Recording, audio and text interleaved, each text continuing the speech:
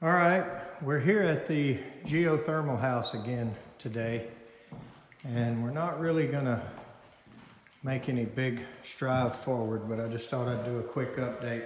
They're getting ready to start flooring. So the hardwood floors obviously are gonna come in and be acclimated, and they're gonna be installed, and then they're gonna start sanding.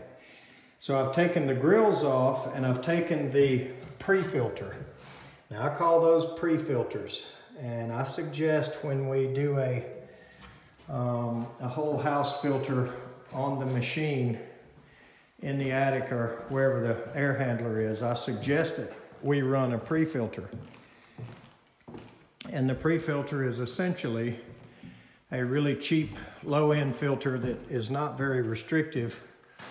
I guess you could call it a rock catcher even, just to somewhat filter. All right, but I have taken those out and I've installed a little bit more of an upgraded pleated filter, which is a little more media, and I have taped it around its edges.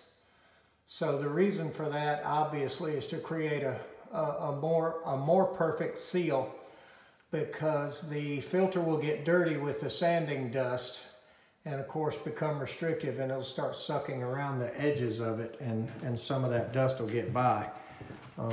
Sheetrock dust is the worst.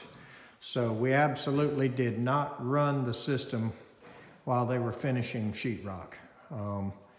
That was a battle that I did win, and we did not run it during the sheetrock process. So once they got the first coat of primer on, they may have done a little spot sanding or something here and there, but there is no white dust. In fact, I should have showed it to you behind there before I put these up. Pure sheet metal. There's no white dust whatsoever in our return duct, and I'm pretty happy about that. So I've sealed in these filters on a temporary basis, and we can come and change these every day if necessary to protect our machine while they're doing this floor sanding. Now he's got this thing set on 68, and I'm gonna suggest that he jacks that up to about 72 or so when the wood is delivered, and let it sit in here for 3 or 4 days. They're gonna stack it all in here, and almost all of this area here is gonna be hardwood.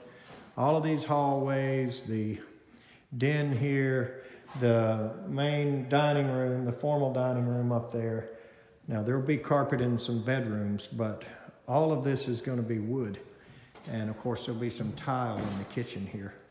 But so, you know, there's a lot of sanding and a lot of sawdust that's going to be in the air. And, you know, while it should not be so cold here, this is the end of March, and it's still cold in South Carolina, I tell you. We're just not enjoying the weather here as of yet.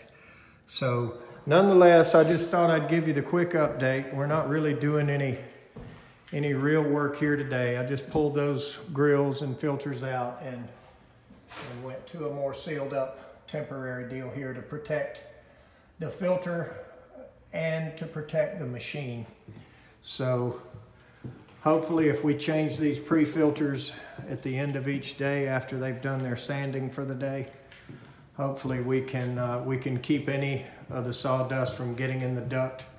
There may be a little bit. No filter is perfect, but between these filters and the whole house, I think it's a MERV 13 that we have in these.